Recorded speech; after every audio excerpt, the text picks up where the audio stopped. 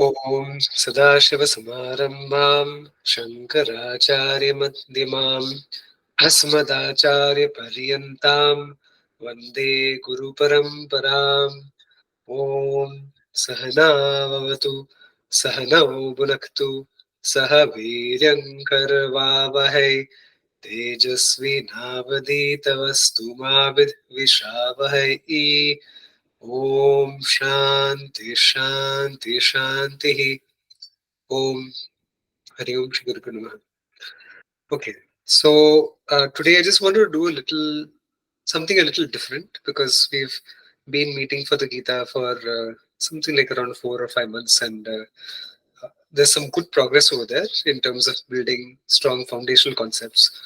And as some of you all who are part of the small study group, the Swadhyaya group, as you might have seen that now we are moving forward full throttle with a set of reading material as well, and not just from this group but a couple of other folks also from the larger group as well reached out at different intervals, and one of the most common questions that people usually have is, once you get started, how do we sustain?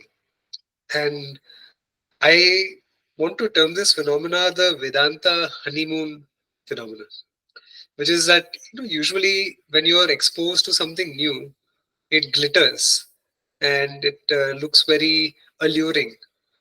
But once one gets into a routine and that basic exposure happens, then people tend to lose interest. And I say that a little not in a negative sense, but it's just a very objective fact of life that you know that's why people have a midlife crisis. But marriage is not the same as a honeymoon, because you're very interested in all things that are happening. You have a good spouse, you met somebody interesting, you're learning about them, you're getting to know each other, you're exploring new things together, you're traveling, all of these things. So there's not a sense of responsibility that comes when you look at something for the first time, because you're so much in awe of the person or the object or whatever else it may be. And same is true for any subject matter, right? That I know I have that issue. I'm sure many others have that. When you first buy a book, let's say you buy it off the Amazon bookstore or Barnes and Nobles, wherever, the act of buying is sometimes even more interesting than the act of reading, because you're very excited to buy a book. Like, oh yes, I placed an order, and then you're so excited to open up the packet, and then you start turning the pages, and then again you're looking forward to ordering the next book even before you completed this one.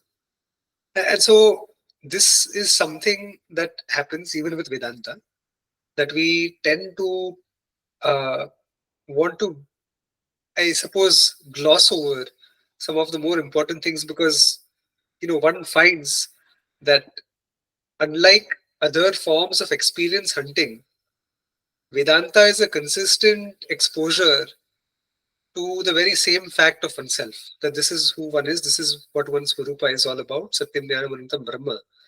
And then after a point, one is like, okay, I read this every single day. You're Satyam Jnanam Anantam Brahma, you're Satchitananda Brahma, you are the limitless being, you are, of the nature of existence consciousness.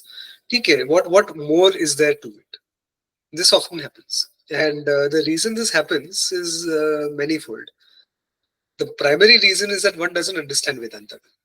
And the reason I say this is because once that appreciation kicks in, once one truly understands the import of Brahma Vidya, of Atma Vidya, it is something that is ever fresh.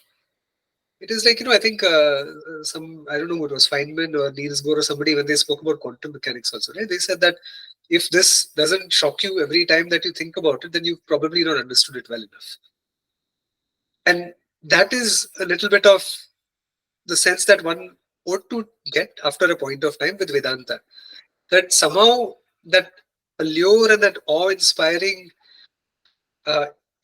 feeling that is evoked when one has encountered Vedanta for the first time should also be there when one encounters it for the nth time, however many years one has spent with it, because it is such a fascinating subject matter, because it negates our common experience of living life as a small, finite, limited individual with all sorts of psychosis and problems in life. And that should amaze us every time we study Vedanta. And the reason it doesn't is because one hasn't given it enough time for that appreciation to set in. So that is how the Vedanta honeymoon effect is really to be understood, which is that once one starts studying the pages, yes, one will be exposed to more or less the same teaching over and over again. But the way to look at it is to approach it with a sense of freshness and awe every time one does turn the page and one does try to internalize the teaching, because it is truly mind-boggling and it truly is liberating. But again, it takes patience, it takes a certain level of understanding, and it takes a certain commitment for that awe to really kick in and stay sustained. The second thing, it's something that we've spoken about extensively that I don't think I'll ever stop speaking about because it is very important. And that is, none of this really works without Guru Anugraha. If one doesn't have a Guru, what are you waiting for? Right? And if one has a Guru, then I don't think this question will arise at all. Having a Guru is not an option. It is absolutely critical to internalizing this teaching. There's a very practical reason. But I'll put aside the practical reason. Let me first get into the deeper Adhyatmic reason. There are four anugrahas, if you will, that really serve a student of Vedanta to progress on this path. The first is Guru Anugraha. Second is Shastra Anugraha. Third is Ishvara Anugraha. And fourth is Atma Anugraha. So just briefly touch upon these, not in any extensive detail. Shastra Anugraha, that without the Shastra, without the Upanishad Vakya, who is going to understand Vedanta? You can't. The Shastras are the ones that reveal this knowledge to us. We are the recipients of this esteemed parampara that is capable enough to unfold the raw teaching of the self to one in a manner that is understandable. It's a miracle that one can understand the deepest truth that there is in existence. The very substratum, the very adhisthana of reality as oneself is something that is unfolded in Shastra. But without the Shastra, this knowledge would never have taken place. This understanding wouldn't even exist to begin with. Okay, so Shastra Anugraha is obviously a must. And then Ishvara Anugraha, it takes a certain karma pakva, the fructification of a karma, one's punya karma, to blossom in a manner that brings me towards Shastra, that inclines my mind towards the study, that creates an abiding commitment to this teaching and the tradition. So, Ishvara Anugraha, because of Ishvara, who is the karma phaladata, the giver of the karmic fruits, the fruits of our own punya karma that we have done in this life or in a previous life, whatever. Sometime in the past we've done something good, which is why we are here discussing Vedanta in the first place. So that Anugraha, Ishvara Anugraha, is Ishvara's boundless compassion that enables Bhagwan, not enables, but rather that enables us through Bhagwan to find ourselves in the midst of favorable situations where this study can be undertaken. Again, without Ishvara Anugraha, nothing. There's absolutely no hope for one. And then the third would be, Atma Anugraha. That all of these elements, these, I suppose, support systems and the means of knowledge is also available. But until I take the next step and I commit myself to the teaching, to the tradition, to a diligent pursuit, none of this is of any use. It's kind of like a waterfall that's ever flowing. That's beautiful cascading waterfall. But one doesn't really wet oneself under it. But it's always there. That it takes Atmanugraha to take the few steps that are needed to be immersed in that cooling water. So that is Atmanugraha. I'm saving the Guru Anugraha for last because the Guru Anugraha is the one that makes at least the first two accessible as well. If the Guru Anugraha is not there, then Shastra Anugraha will not serve me because I, as an incompetent, relatively foolish individual with no background of the teaching, am not capable enough to undertake the study by myself. This whole notion of self pursuit of adhyatmic study is a flawed notion. It is a lie. It doesn't work. It has never worked. It will never work. Adi Shankaracharya ji himself has stated this repeatedly. In fact, I encourage one to, reach out to one Dr. Sugavan Krishnan ji, who is a long-time student of Pujya Swami Dayananda ji. And upon, or rather with Pujya Swamiji's blessings, he wrote a masterful thesis. It's called Shastra Acharya Upadesha.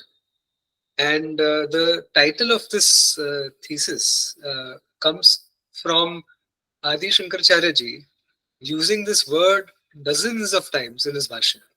That he, I don't know, maybe Srikanji will help, but this is a samasa, right? Shastra Acharya Upadesha. Or it's a sandhi, whatever. It's like one thing. And it always goes together. Shankaracharya ji has never separated Shastra Upadesha from Acharya. It's always been Shastra Acharya Upadesha. It is the Acharya that makes the Shastra relevant and understandable.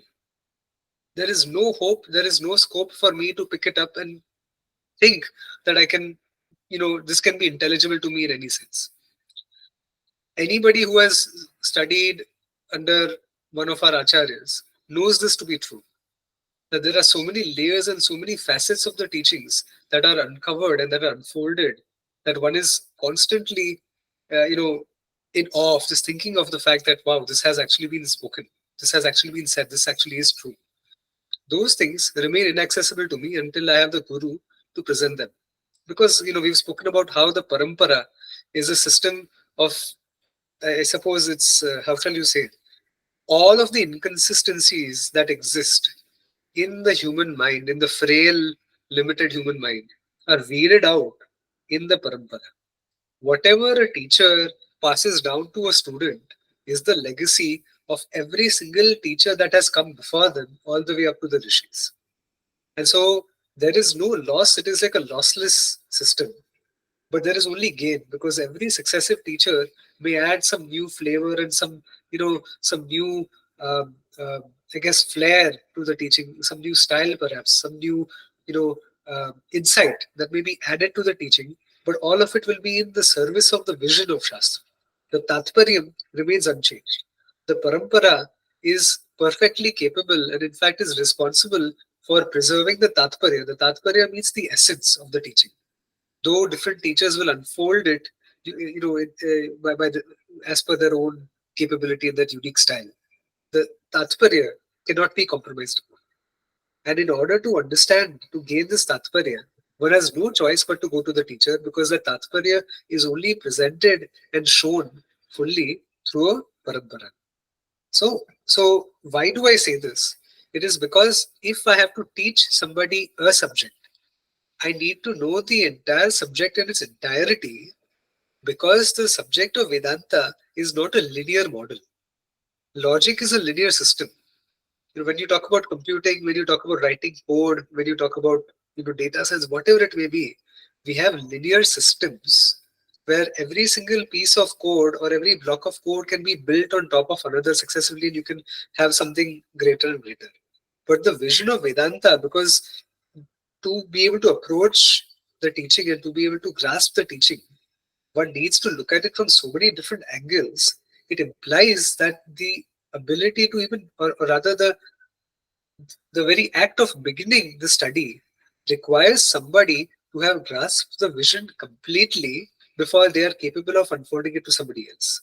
Because I cannot have a piecemeal vision of the teaching, because the vision is of the whole. And therefore the vision has to be whole, if that makes sense. It cannot be a compartmentalized vision. Otherwise it is not Vedanta, it cannot be taught. So again, what the first tip really is, if you don't have a guru, I would just ask a rhetorical question: what the hell are you waiting for? Santa Claus is going to put a guru under the Christmas tree. No, one has to seek, one has to find, and if there are any inhibitions that are preventing one from seeking out a guru, it is imminent to address those inhibitions before we get any older. Because life just passes us by, and we're not getting any younger. By the day, every single day that is gone when one doesn't have that samvada with one's teacher is a day in the life of a Vedanta student that I consider profoundly wasted. Just want to be very, very frank about that. That whatever inhibitions there are, one has to sort those out because those inhibitions are our own personal weaknesses and they need to be resolved somehow. Okay, so finding the guru is the first step to assimilate the teaching. There's absolutely no better tip than this. The second thing is that, as I mentioned in the small group chat, that creating a Shravanam routine is very important. Anything that is important in life finds itself invariably into a schedule that we create in life. Whether it is, oh, Saturday 4 p.m. I have to meet Mr. Smith at the bus stop. Sunday I have to go to dance class. Whatever. Sunday night I have to go for dinner with my client. All of these things we put down as to-dos in our calendar. But Vedanta doesn't figure for some reason, right? And until it does, one cannot hope to gain consistency or a regular routine. And the pattern will always come down to a personal choice. Should I study Tattva tonight or not? And as everybody knows all too well, when we leave Vedanta up to personal choice, the answer usually is, I think there's something else I can do. So one has to remove the choice factor entirely from the study of the teaching. In fact, once the choice has been removed, what happens is by default, there's a certain time allocated for it. And the way one has to look at that time is not to see it as my schedule, but rather I am on Ishvara's time. I am on Ishvara's schedule. I have an appointment and I do not make Ishvara wait. Ishvara is awaiting my presence so that I can undertake this profound life-changing teaching. And so that is the attitude with which one approaches Vedanta as Shravanam, as a diligent routine, that this must happen. Come rain, come shine, whether I've cooked lunch or whether I've not, whether I've had a late night party or whether I've not, I will complete my quota of Shravanam on this day because this is something that I have committed to do. Now, then the question is this going to happen just by saying that it should happen? No. Because Pujya Swamiji never really liked using the word should. And therefore, we have to move away from shoulds. Because suppose somebody says this should happen, and sometimes I say it should happen, which is not a good thing, by the way. But if we say should, that implies that if I fail to perform this function, this action, I'm going to be laden by a sense of guilt. Because here I've been told that I should do something. I've been unable to do it. Oh, I'm such a terrible person. Oh, I'm such an incompetent person. Oh, I'm such an irresponsible person. And so that is a problem. And therefore, we have to replace the should with a value. And the value here is, I have to cultivate a value for something so that I am not only obligated to put it on my schedule, but I'm looking forward to all the ways where I can somehow stay in touch with it. That means I have something scheduled for it, sure, but I'm also trying to create new windows of opportunity even outside of my schedule because this subject matter is so interesting to me. Right? So that is what eventually happens. It's a matter of time, but it happens eventually. Excuse me. Sorry, got a sore throat. So the way this okay, so this brings us to the topic of Purushartha Nishchaya. I think some of you have encountered this expression before. Purushartha is a human pursuit, and Nishchaya is being or deciding upon. It's a sense of decisiveness. It gives a sense that okay, this is something I've decided upon, I'm committed to. And as we know, there are four Purusharthas. I'll not belabor it. Artha, Kama, Dharma, Moksha. As we've spoken about in our very first session, as the maturity grows, well, for most people it is Artha Kama. Slightly more mature, Artha Kama Dharma. Slightly more mature, Artha Kama Dharma Moksha. Slightly more mature, Dharma Artha Kama Moksha. Slightly more mature is only Moksha. Because one realizes that in and through every single pursuit, at the highest level of adhikara, all that I am seeking is freedom. But through these other pursuits, whether you talk about dharma or kama, but I don't want to dismiss dharma. I'll come back to dharma because it is so important. Another issue. This is another issue. Many times people like, oh, we are mumukshus, we want to pursue moksha. Dharma is not important. No, no, no, no, bhai. You finish your dharmic obligations because if you skip dharma, I guarantee moksha will not work. It will not happen because dharma is the graduating step. We have to graduate through dharma before moksha has any chance of being relevant to us in life. I know some people like that. I don't want to take names or anything, but I know people who have been with Vedanta for a while who have completely dismissed dharma. And even after like 5 years, 7 years, 8 years, whenever I speak to them, their assimilation is exactly as where it was. There's no change, there's no improvement because there's no commitment to dharma. Somebody says, Arey, why should I worry about what happens politically in the world? It's all mithya, yaar. It's all mithya. It's all nama rupa, all on name and form. Arey, sab kuch maya hai. Why should I worry? Everything is maya. Everything is maya until you lose money in the stock market. Then everything is real. Everything is maya until your spouse breaks up with you. Then everything is real. Everything is real only when it happens to us. When it happens to the world, everything is maya. This is the typical problem of somebody who comes to Vedanta without any commitment to dharma. So I don't want to undermine the role that dharma plays. Dharma is critical to leading a full and complete and wholesome life. Think of Sri Ram Bhagwan. He could have, absconded on all of his duties, but he was a dharma. He was a complete manifestation of dharma. Ishvara in the form of dharma is Sri Rama. And he taught us that, this is how you live life. Okay. But only for the sake of extolling moksha, I'm saying that even dharma is limited. I'm extolling moksha here. I'm not deriding dharma.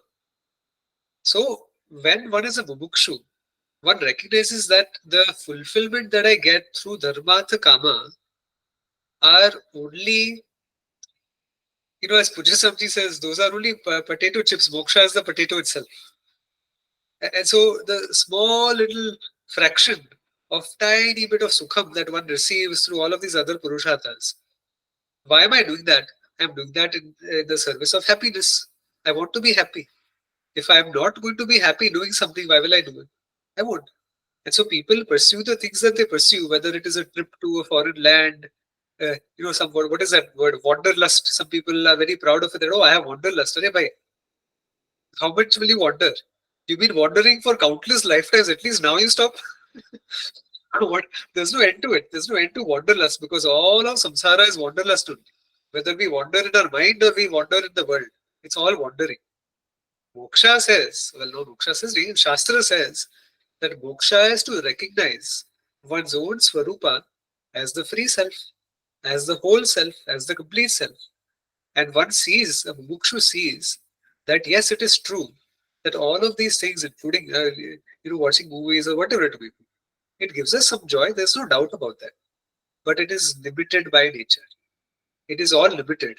And a mukshu has that viveka that if something is limited, is there something that is not limited? My guru says that you are limitless. You are the very essence of limitlessness. You are the whole. So does it make sense for me to hanker after the limited objects of the world to earn limited pleasures when uh, I could be reveling in my own swarupa as a limitless self? So that is what a mumukshu thinks to oneself before they become a mumukshu. Once they are a mumukshu, this question is not there, but this question one has to ask. So if you look at our shastras speak about three types of limited joys. Okay, the first is the limited, and this is explained in the Upanishads. So I will give a brief example. This is very important. Three examples from three Upanishads. In the Chandogya Upanishad, I believe. Well, not Chandogya. Perhaps the Chandogya. Not Nachiketas, I'm sorry. Narada goes to Sanat Kumara. Narada says, I have knowledge of everything that there is to know. Of course he does. He's a Chiranjeev. He's been here since forever. Narada, matlab, he's been everywhere. He has, forget Wanderlust. He's traveled the whole cosmos. Okay, so Narada has picked up whatever there is to know in the whole world. He says, I know the four Vedas, I know the Vedangas, I know this, I know that, I know Chandas, I know logic. I'm making some stuff up because I don't remember. Okay, I'm just giving the sense of it.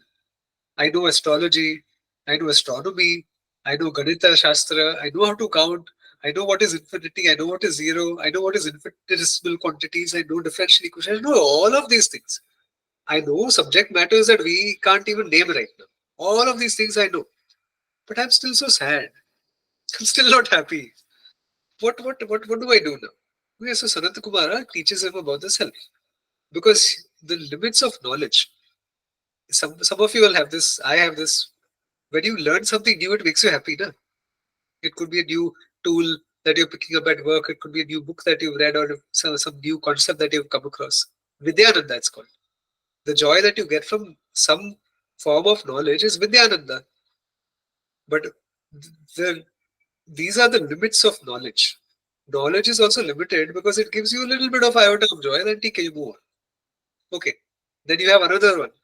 Take the story of Yajnavalkya and his two wives. I think this we've spoken about it. It's worth speaking about again.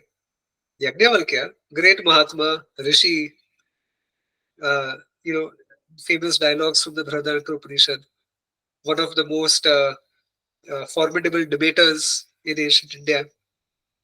He was a Brahmagnani, proper Jnani.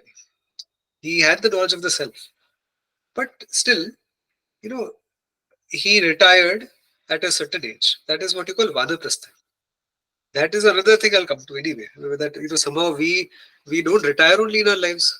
Even if we retire from work, we keep interfering in the lives of our children. At some point, one has to leave all of that behind and pursue, upasanas and shravanam and all. But take it. Yajnavalkya is wiser than us. He actually wants to retire properly from Vyavaharik life. And he has two wives, Katyayani and Maitreyi. So what he says to his wives is that, look, my dear wives, O Priye, I have amassed a decent amount of wealth. I'm going to distribute it amongst the two of you. I have so many cows. I have so much land. I have jewelry. I have this, that. You keep it. It will make you happy, and you will live the rest of your life very comfortably. You'll never have to go and work. Okay, you have a good inheritance. अच्छा property है हमारे पास. सब कुछ जायदाद है, ये है, पैसा है, सब कुछ है. You will be happy. I am going now. If you permit me, I want to head off into the forest. I want to take Vanaprastha and I want to go into the final stage of my life after that to seek knowledge. Not seek knowledge, but to be with this teaching. He was already in Jnani. Let's remember that. So Katyayani say, okay, Prabhu. Jaisi aapki ichha. Thank you. And then Maitreyi is a little bit more of a, she has a vichara bhava to herself. So she says, ki, boy, good, you're right. We'll be very happy with all of these things you've given us. But if happiness lies in these things, why are you going away? So he said, look, Maitreyi, I will not lie to you. It is true that what I'm leaving for you will make you happy. But what I am going to do, or what I am going after or going for, far exceeds that. So she said, okay, don't be selfish. Take me along. I also want that. So then he says, come, chalo, let's go. And so they go together. And then there's a beautiful dialogue, okay, between Maitreyi and Yajnavalkya. And that forms part of the Bhagavad Upanishad, where he explains the nature of the self. And, this, I think, what Atmanastu Kamaya and the very famous mantras are from that Upanishad. Okay, so here what did we see? The limits of wealth. That wealth is also limited in its scope. Even Elon Musk has to fight for a $56 billion package, which he just won recently. But he's also probably sleepless for a couple of weeks over it. No?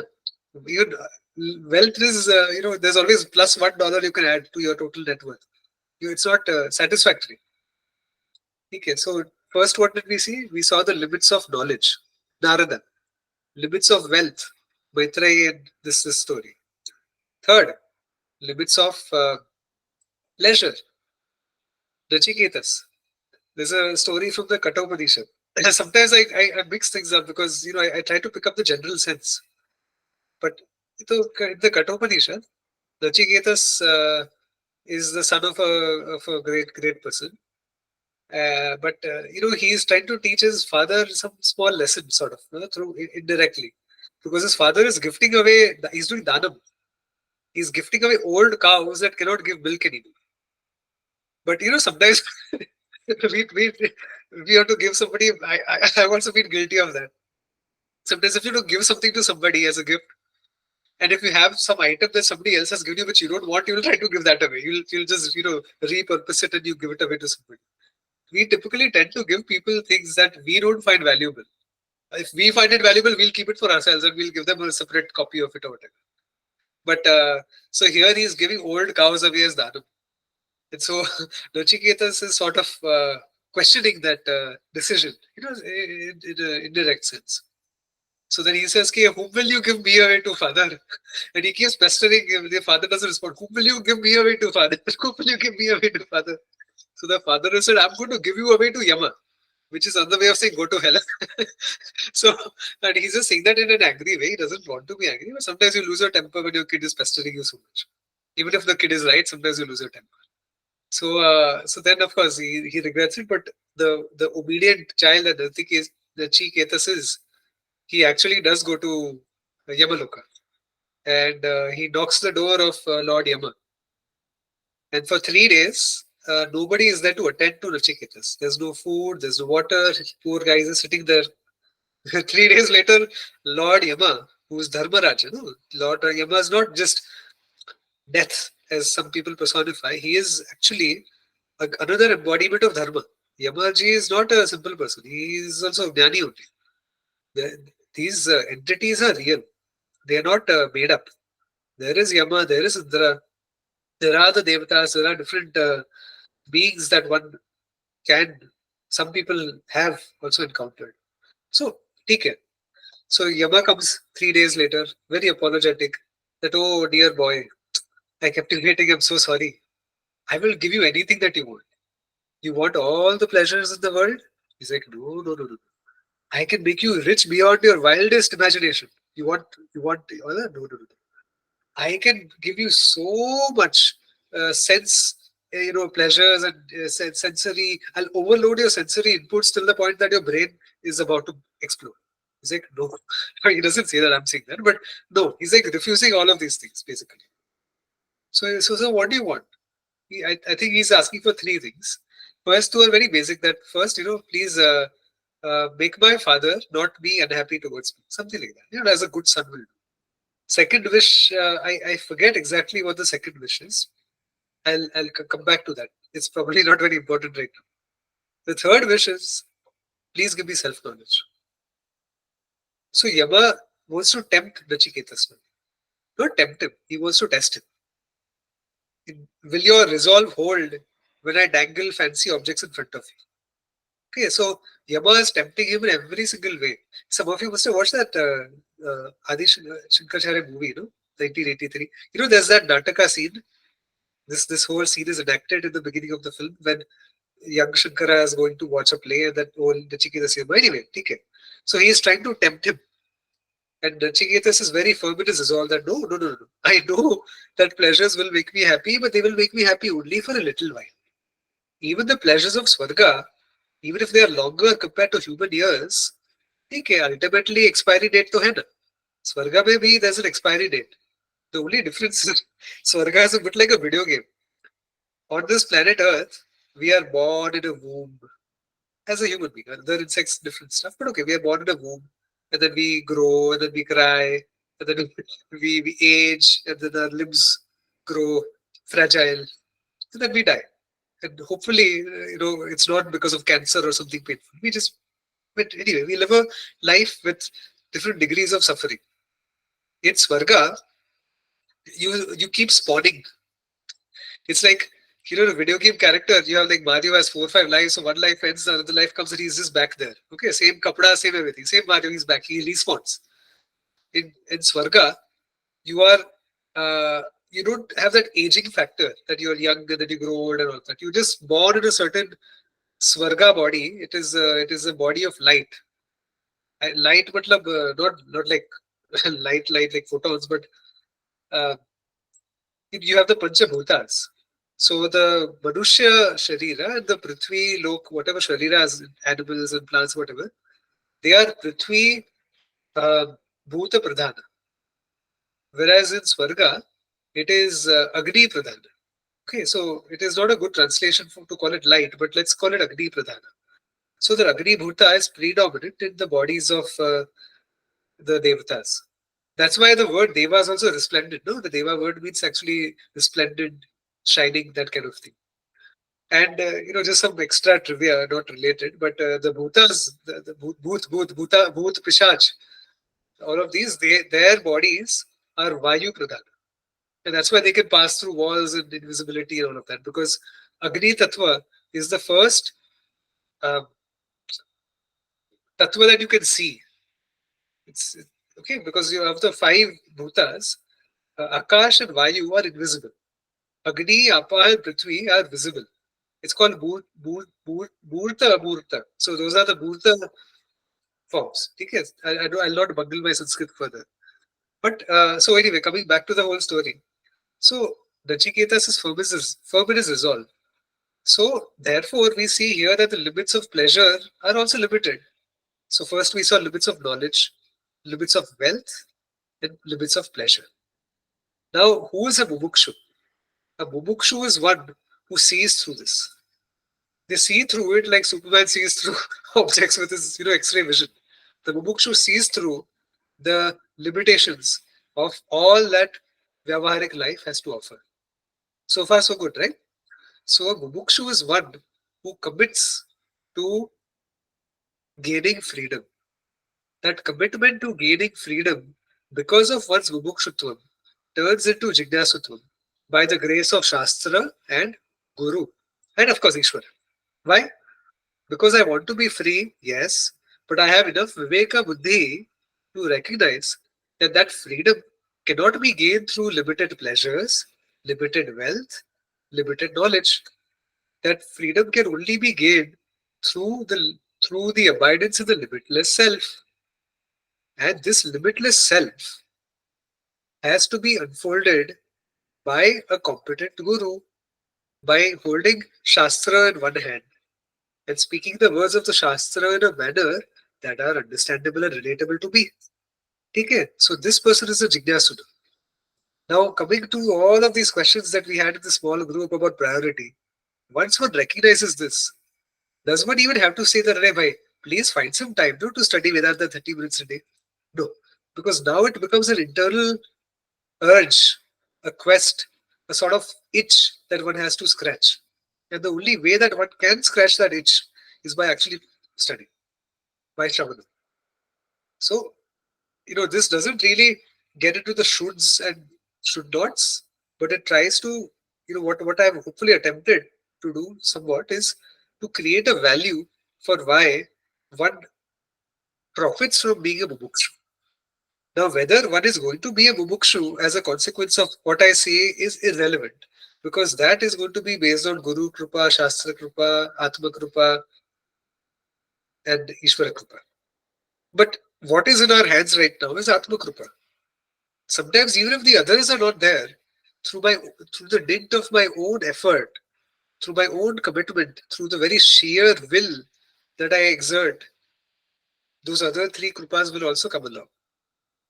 So, I'm also extolling Atma Kripa, that it is up to us only. Nobody can, accomplish this if we don't wish to. So that is where that recognition and that appreciation for mumukshutvam comes. And what else would I say? To study Vedanta, because nowadays when something becomes very accessible, one of the problems is, I want to say this also, that one of the problems is that we all consider ourselves adhikaris. Adhikara, yes, we are all adhikaras to the extent that we have come to study Vedanta. But sometimes one has to also earn that adhikara a little bit through our own personal effort. Sadhana Chatushtaya, no? Tattvabodha. Viveka, Vairagya, Shama, Dhamma, Uparama, Titiksha, Shraddha, Samadhanam. What else am I missing? Mumukshutvam. These things are both, I guess, part of it is nature because we are born with it because of our own punya karmas in the past. But part of it is also nurture because I can also develop it further. See, we are all born with a certain amount of strength. I can maybe, do bench curls with my cell phone. At least that much strength I have. But then Arnold Schwarzenegger would probably be able to lift 80-pound weights with his finger. I'm just exaggerating, but you get the point. And that's because he's worked out hard. There's a certain genetic component to having a certain physique, but there's also the effort component that can add on to that existing physique, to the genes, to utilize it. So we are all born with a certain adhikara. That Vedanta Shastra has come our way. That there is access. I don't, I don't, I don't take excuses very lightly because somebody, oh, how do we find a guru? Arey bhai, how many messages have I sent to the group? It's up to you to find. You'll find if you look. It's a matter of looking. It's a matter of wanting. So that Kripa is there. Shastra Kripa is obviously there. Vedas are there. They exist. Ishvara Kripa is there that we are interested in this. All that is missing is Atma Kripa. And it is not completely non-existent. It is just diminished. And that flame needs to grow brighter. So that is how I would say the value to do to this to commit to this can be discovered. And one more point I will say: sometimes the thing that holds us back are we are often burdened by a lot of psychological issues. As some of you all may have listened to Swamiji ji talk recently, Swamiji Brahmapatnanda ji talk I sent out in the group. There is a certain point when it becomes necessary for a Vedanta student to sort out some of the long-standing psychological issues that have built up. And the longer one waits, um, we create new opportunities for it to take root in the deeper recesses of our psyche. The sooner one resolves psychological issues, whether it is, heartbreak, or whether it is like an inheritance issue, or whether it is daddy issues or mommy issues or whatever issues, there are many issues that we all have. Okay, I can safely say all of us, myself included, have issues, and it is important to note what those issues are, to be vigilant, not obsessed about it, but to at least be vigilant when these things start bubbling in our minds. One of the issues that people also have is this whole guru phobia. Arey, I feel scared to commit to somebody has told me this, by the way. I feel scared to commit to a guru because I don't think I'll be able to live up to their expectations. I say, Arey, you already drowned. You've already lost. Because here you've not even gotten started. Different people have different issues. Some people want to come to Vedanta because it's a band-aid over all of their problems. That, oh, samsara is so sad. It is so bad. It is full of misery. I've just been kicked around like a football my whole life. Actual football, not this American thing, whatever they carry, that egg-like object. Actual football, soccer. I've been kicked around so much. It's well, let me come and study Vedanta. Okay. That is a good opportunity. Ishvara has created one outlet, a pathway to get in touch with these teachings. But if one stays with Vedanta to solve that problem, then it will not work. Pujya Swamiji said this in one of his talks a long time back that I heard. It must be 10 years back or something. I don't remember now. He said that we all, when we talk about Vedanta to the beginner student, we usually say that, Vedanta is the ultimate source of happiness. But he said that is just for the newbies. Truly, truly, Vedanta is for one who wants to know oneself. That is who Vedanta is for. Vedanta is not to cure my relationship issues. It is not to fix my financial woes. It is not to treat my insecurities. It is not to put a band-aid over my irresponsibilities in life. No, Vedanta will not do that. It will make one more efficient because the mind will be more at ease and other things. But if we take Vedanta as or use Vedanta as a crutch to deal with Vyavaharik problems, then the true import of Vedanta will not reveal itself. Okay. So if one has psychological issues, which I can boldly say, I don't know anybody personally, unless one is a great Mahatma, who doesn't. I have it, my wife has it, my kid will probably have it. I know I know many of you have it, everybody has it. So if there is something that one is preoccupied with, and if it seems to be bubbling up often, it could be an insecurity, it could be a fear, it could be anxiety, it could be depression, it could be a plethora of problems. Please don't feel that there is any shame in working through it and finding the right help that one needs. Small problems, the guru will also be able to solve. In ancient days, the guru worked as everything, right? Teacher, psychologist, psychiatrist, all of these things. Psychiatrist also because Aushadhi, medicine also they used to give. No? Today you need to be a qualified doctor to be able to prescribe medication. But in those days, a guru will, grind some herbs together and they'll create a concoction. They'll say, peel it, bottoms up. But now it's, things have become more formalized and there is no harm in that. So, Brahma Pragyatji, again, herself, very accomplished psychologist, clinical psychologist before her sannyasa, she also says that now, because of fragmented society and because of, people being very individuated and not, I guess you don't have a village to raise you, so to speak. There are many issues that we kind of go to sleep with. And so the role of a psychologist has become somewhat more relevant in modern life. But in olden days, it wasn't so essential, but now it's relevant and one should treat it as any other form of help. Okay, one goes to a doctor when one needs physical help, one goes to a psychologist when one needs mental help, one goes to a guru when one needs adhyatmic help, one goes to a banker when they need financial help, all kinds of things, right? So seek help. It's important. Okay. This is, I guess, what I really wanted to share today. And are there any questions on what we've spoken about? If not, I know Shikanji, you had a few uh, questions that we could go over. Actually, can you elaborate a little bit on what you just mentioned a few minutes back about Vedanta not being able to solve, or not should not be viewed as trying to solve psychological or vyavaharik issues? Yes.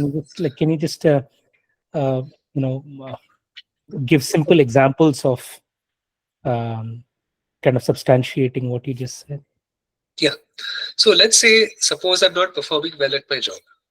Suppose I've been given a write up by my manager that, oh, Prashant, you pretty much suck. And we're going to put you on probation and we're going to watch over you very intently for the next 1 month. And if you don't perform, we're going to kick you out. I cannot assume that Vedanta will come to my rescue for me not being professionally responsible. Or let's say relationships. If I'm not being a good husband, if I'm not being a good father, if I'm not able to hold myself together in a social setting, if I'm not able to comport myself uh, as a dharmic individual, if I am indifferent towards the woes of my fellow, I guess, life form. I don't want to just say fellow man because life is more than just human beings. So if I'm not able to extend myself as a capable, responsible, contributing member of society, and society could stand for multiple things, including family, including my job, including my community, all of these things. If I'm not able to play my roles effectively, I cannot say, Are bhai, all of these things don't matter because ultimately they are only mithya, they are only maya. Vedanta is all that matters to me. And I know such people.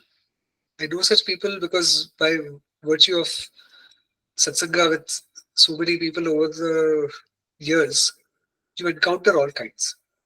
And what happens in these cases is if one comes to Vedanta, it is not that it will have zero effect because, ultimately when something is so purifying, it will leave behind some imprint and it will wash away some of the malam from ourselves. But it is not, it is like wetting one's finger under the waterfall as opposed to one's whole body. And so the effect will be very minimal, but sometimes it can backfire because if the problems that we are trying to solve are not solved by Vedanta, and they won't be, because Vedanta is not here to solve my job problems, then sometimes one will begin to see, Arey, what is the point of all this? Why am I even wasting my time studying Vedanta? And so they came to Vedanta for the wrong purpose. Vedanta did not give them what they were trying to achieve because the first motivation itself was not tying with the, I guess, the job description did not match the skills. It's just kind of like this is a mismatch. What I'm looking for, I'm trying to use a hammer to unscrew my laptop. It's kind of something like that, right? It's a mismatch.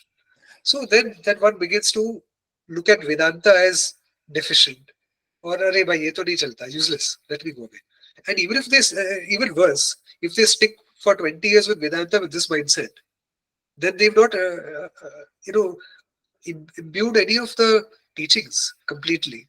Because what Vedanta here is trying to do is it's trying to do khanda of the Vyavaharik world by not khanda, but it's kind of trying to break apart. There are the two words. So let me. There's something called pratiti and drishti. Excuse me. Pratiti means the appearance. There's a world which appears before me. There's a world of duality that I'm perceiving. And there is something called a drishti. Drishti is the vision that I have. In spite of the duality that is presented before me, my drishti, by virtue of me having studied Vedanta diligently and committed myself to the teaching over a number of years, I'm able to see past that duality and recognize that within this multiplicity of names and forms, there is only the Satchit Ananda self. And there is nothing other than the self appearing as all of these various names and forms. So that is the content of the teaching. That is what I aspire to imbibe, to abide in. And it is not those Vyavaharika problems that I'm trying to solve with Vedanta. But however, um, isn't the process of studying Vedanta also imbibing values that improve your, I guess, gunas to actually um, uh, um, actually understand and perceive and things. Do, I guess what I'm saying is that does the process of the study of Vedanta not purify you sufficiently uh, to address the underlying problems that could have resulted in all these deficiencies in the Vyavaharika uh, world? Yes. And that is provided one has enough adhikaritvam, enough maturity to be able to use Vedanta to get to the root of the underlying problems. But typically, many of these problems require surgical strikes. So suppose, like for example, if Puja Samji likes this, he uses example of noodles. When I'm eating noodles, I can't just pick one because with the chopstick, multiple noodles will get bundled together. So it is true that when one takes an aspect of the teaching of Vedanta, several other things, including this Devi Sampati and other things, also come along. Sadhana Chatushraya also comes along with the teaching, but it is not a surgical strike, which means suppose I have a serious psychological issue that I'm trying to resolve. And then if I go and study Vedanta, hoping that this problem will also be solved, it may be a very slow and grinding process. And it may take much longer than me just having a few therapy sessions with a counselor and then approaching Vedanta, which will be much faster. Would you Because, yeah, would you then say that in order to, if we were to look towards the Shastras to address those types of problems, would you recommend studying the Itihasas and Puranas to address those types of Vyavaharika related problems before one kind of wholeheartedly jumps into this study of Vedanta? Yeah, but I just wouldn't say before, but I would say together. Okay. Because what, Mhm. what what happens there is that then both things are kept in view. Mm. Because one and Swamini Brahmapandaji use this nice expression. How do you know that your problems have been sorted? How many you need to sort? It should be good enough. It should be good enough to take you there. It doesn't have to be perfect. That means there's never going to be a time when you or I are going to be completely psychologically free of all of our problems. Let me ask you, do you have any insecurities? I also have insecurities. But I think to try to keep them at bay are enough for one to proceed with Vedanta. But to the point when they become overwhelming, where they're constantly bubbling in one's mind, that is when one knows that, okay, I need to go to a psychologist. Okay, so if it is good enough, and what does good enough mean? There's a simple litmus test for that. If when you study Vedanta, you are able to contemplate deeply upon what is unfolded, then you know that your mind is not in such a bad state that the teaching is not working. But if you find yourself constantly disturbed, you're thinking about something all the time, you're thinking about something else, you feel that sense of agitation and unease, then that unease is a disease. And that disease has to be cured. And perhaps the more surgical strike would be to go to an expert who is specifically trying to nuke that part, as opposed to use Vedanta to solve that problem. It is like, if I go to the gym, I'm just giving an example, not a perfect example, but if I go to the gym, if I'm trying to get strong quadriceps, there are two ways in which I can do it.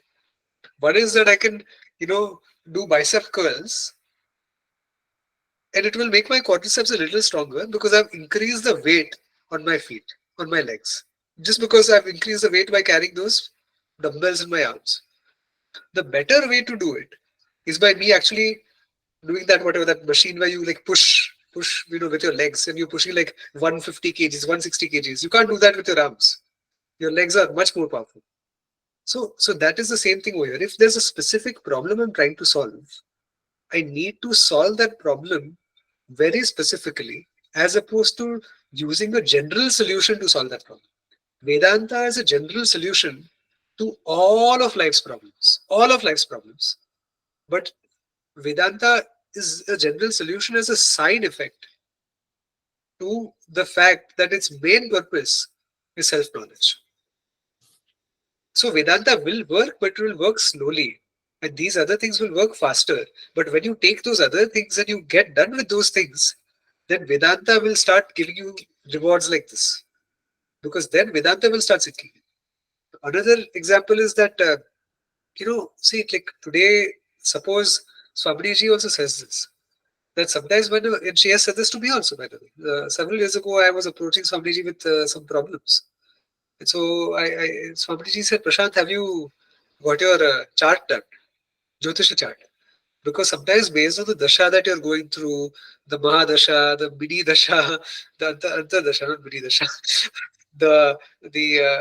what particular things that are plaguing you based on your chart could answer several of these questions. And then if it is a big enough thing, then sometimes you need to do upay, nivaran. Nivaran, what do you say? You need to resolve those problems through some puja, through some vidhi, through some sankalpa that you have to take. Sometimes Swamiji has suggested that, okay, if there are certain problems, she says, okay, maybe you have not you need to worship your Kul Devi a little bit more. You need to visit your Kul Devi. You need to maybe do some pitru karma, some kind of karma that some rina. Rina means some karmic obligations being created, which you need to work out, because then those will come in the way as obstacles.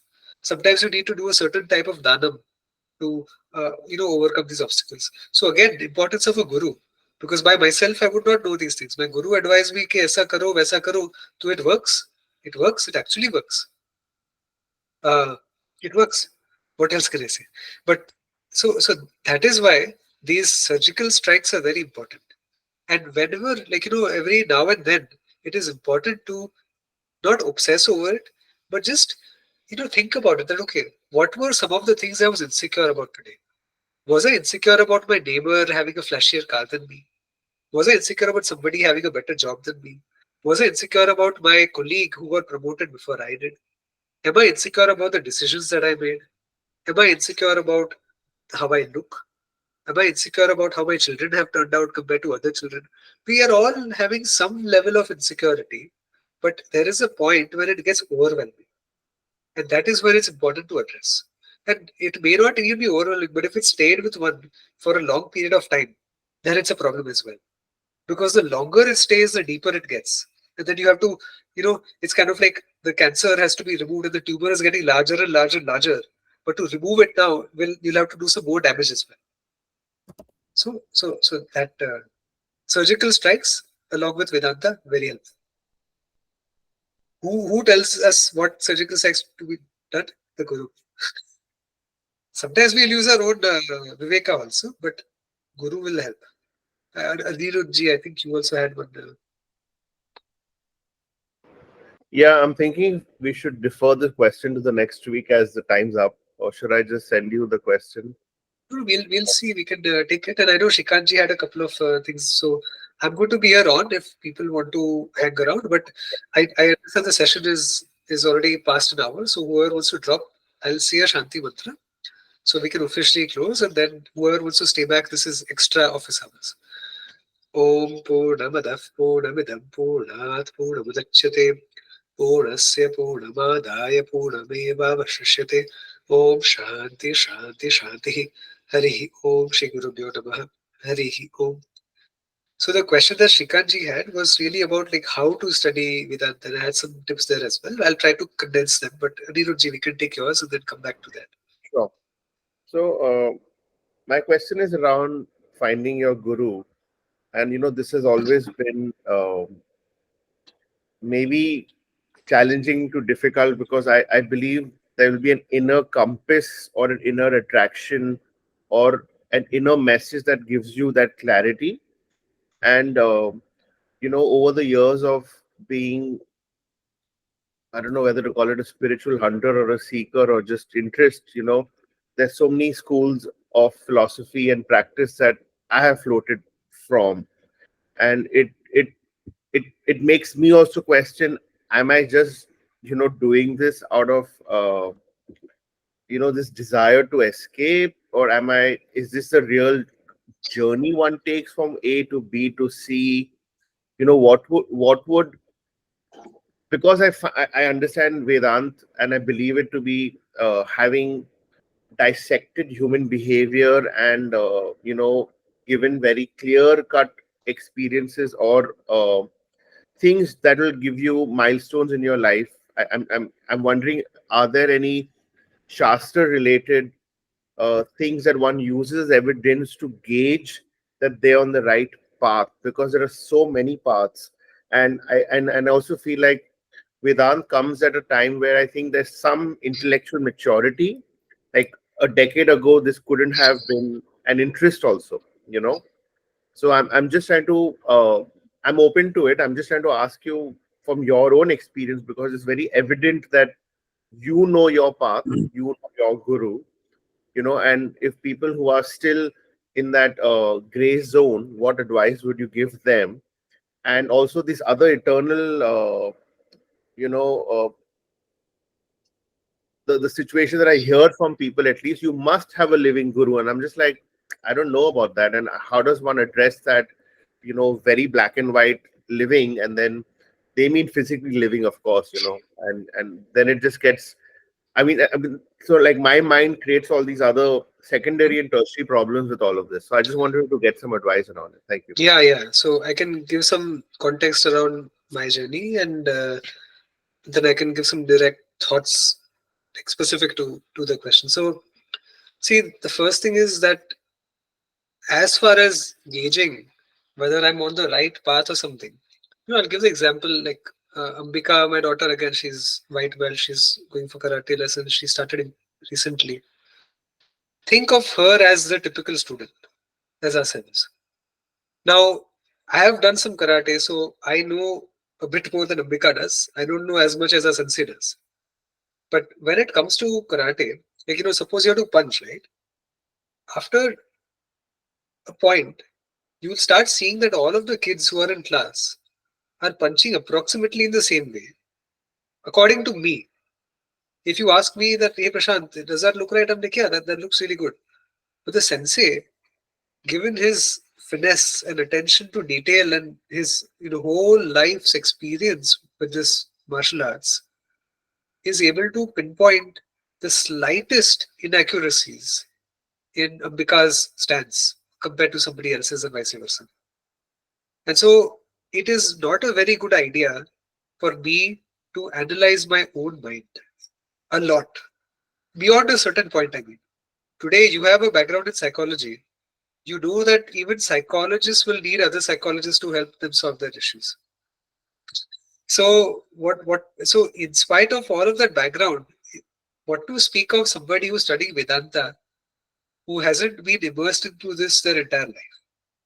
One needs somebody who has the fullest blessing and the fullest inheritance of the full parampara to be able to gauge where one is at. I'll give you a simple example. You know Swami Prabhupada. Would you say, honestly, would you say that if you had one session with her as a student of Vedanta or in any capacity, she would understand your patterns better than you would?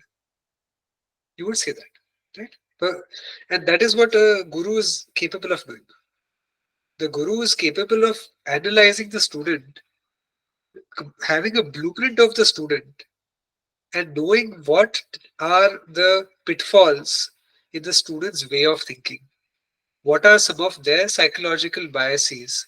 What are their biases in the approach to the teaching? What are some of the defects in their understanding of the teaching? What are some of the places where they lack Atmabala, where they lack Manobala, where they lack commitment, where they need growth? What is their status on the comprehensive set of Sadhana Chatushtaya Sampati? Where do they need to concentrate to move towards growth?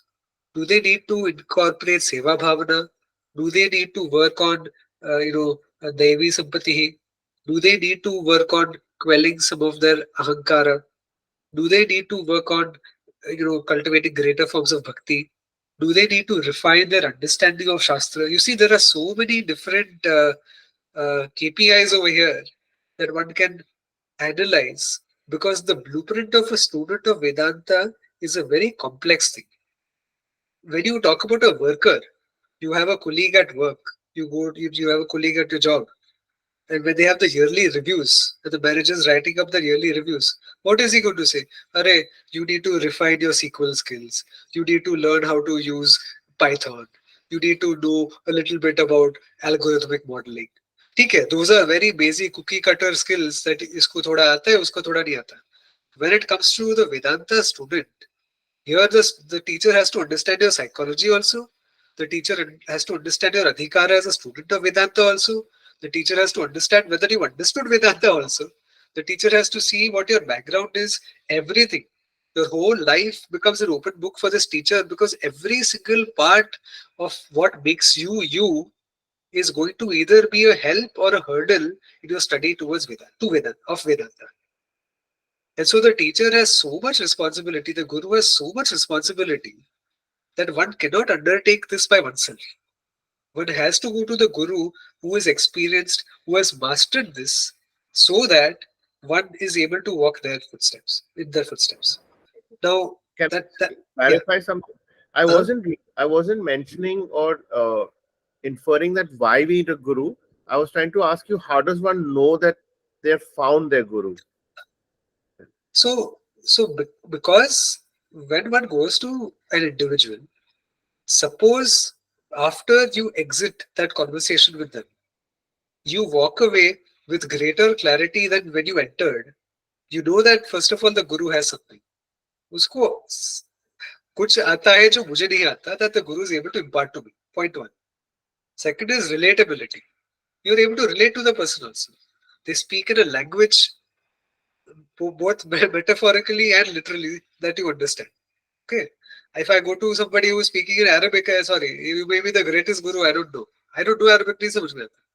But you also need to be able to speak in a language that I understand, which is what you say has to be intelligible to me. It has to meet me at my level. It has to be communicated in a form that is relevant, that is understandable to me. So that is the relatability part. Accessibility. You may be the greatest teacher in the world, but if I don't have access to you, then I can't accept you as my guru because I have no way to approach you. So that approachability, that accessibility, very important. Okay, so I give these three things very high importance. Accessibility, um, belonging to a sampradaya, obviously, that is a given. And um, plus, I need to have a connection with the teacher. I need to understand that relatability has to be there. Relatability, sampradaya, accessibility, three things. Then you know that you found a teacher. Then, right, be where you are, like in your head, mind space. And I give this example, I said, imagine that you have a field that you're walking through. It's a watermelon field where watermelons grow. And it has only one entrance. It's a straight line, and yet it has one exit point. And the rule is that you can't turn back.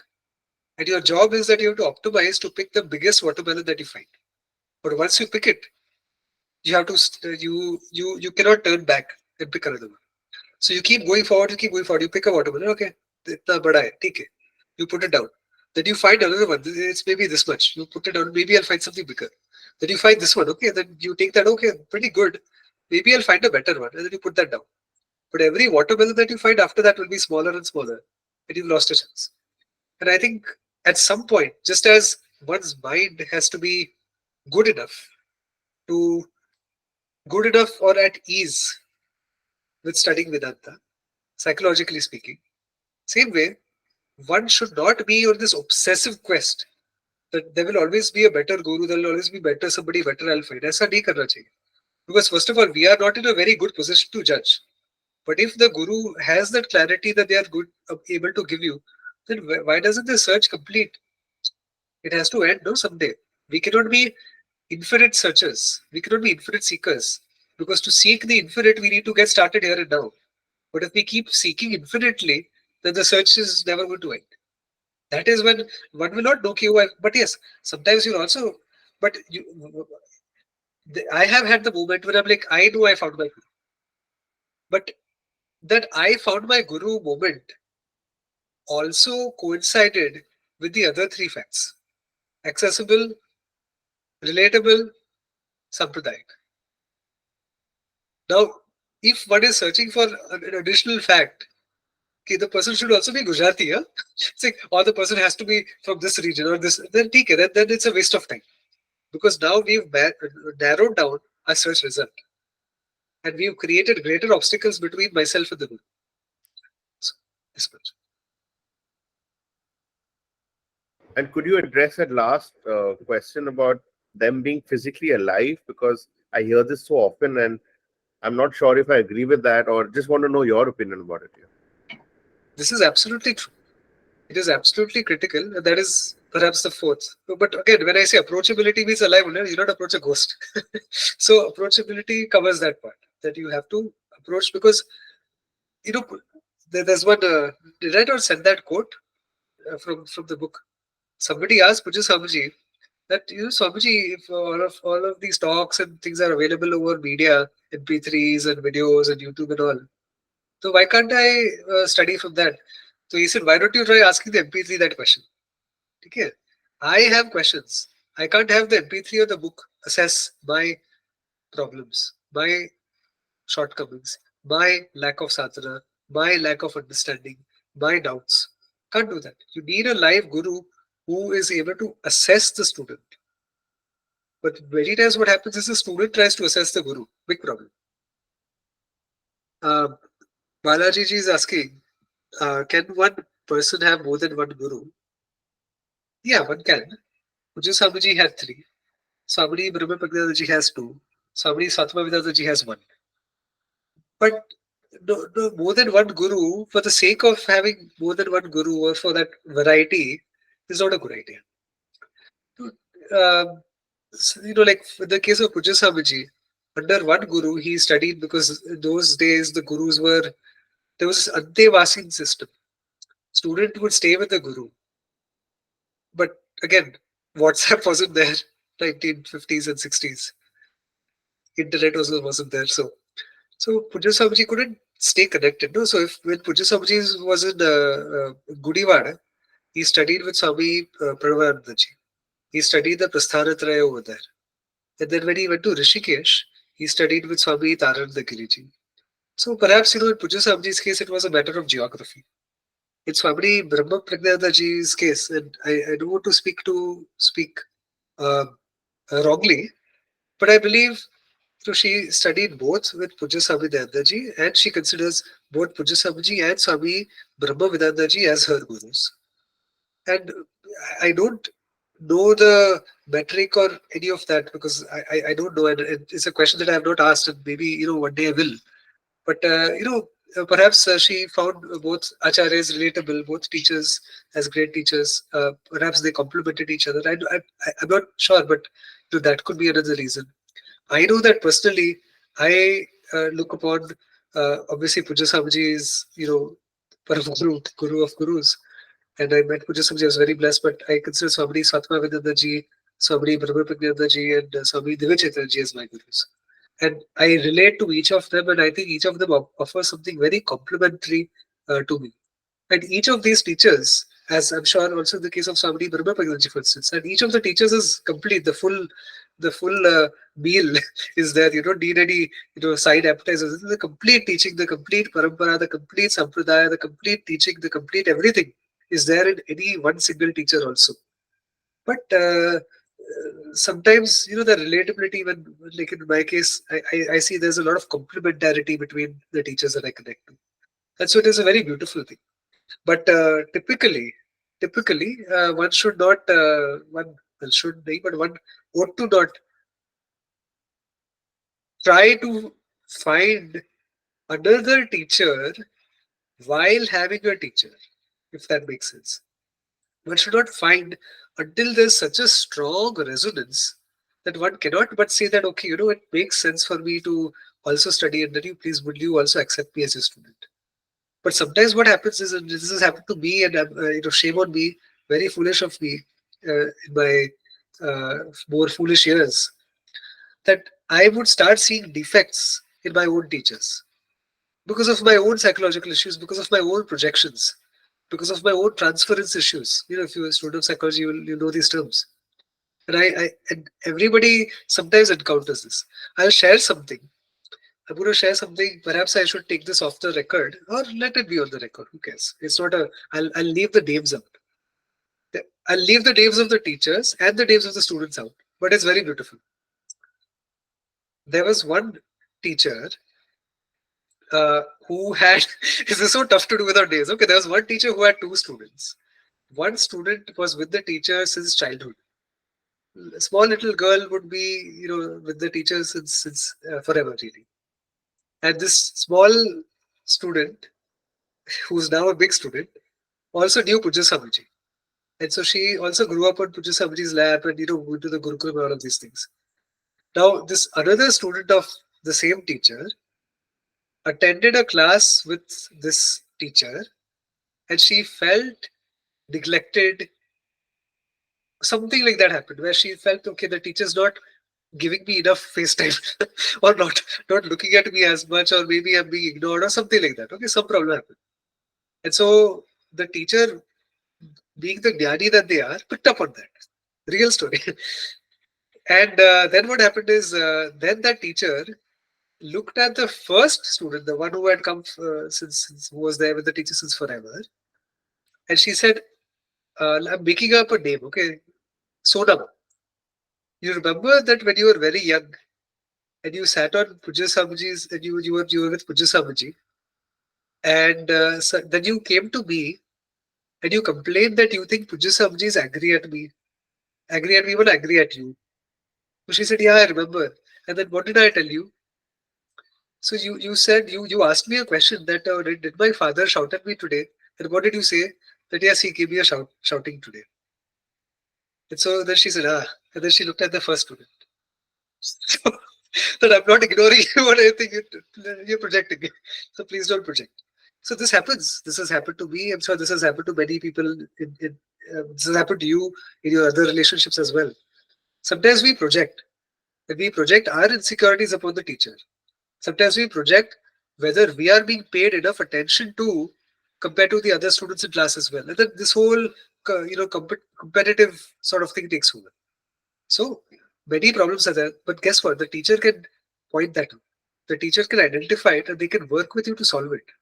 When this happened to me, my teacher in all their compassion worked with me to resolve this issue. It happened. There were times when I'm not ashamed to say it because now it's not there. But there were times when in class I was holding back on asking questions because compared to the other students, I did not want to appear as stupid. Okay, see, these are all insecurities that we work with. And the only reason I can talk about it happily now is because my teacher helped identify these problems. So therefore, having a teacher, a living teacher, is not an option. It is a must. Okay.